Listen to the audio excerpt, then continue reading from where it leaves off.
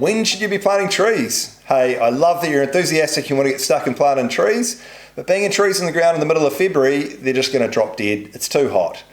Hey, again, it depends a little bit on your site. If you've got a really dry site or a really wet site, and your climate, depending on where in the North Island you are, is going to depend a little bit on when you should be planting.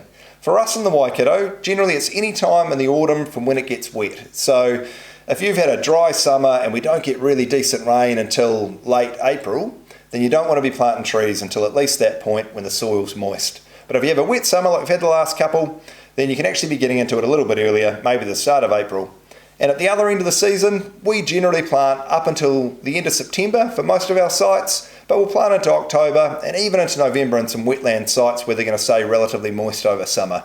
So really it's that 6 or 7 months through autumn through to spring that you can be planting trees, and you want those trees to go in that relatively dormant phase, so they're going to sit there, get established, get over that transplant shock and be ready to race away once that spring growth comes in October and November.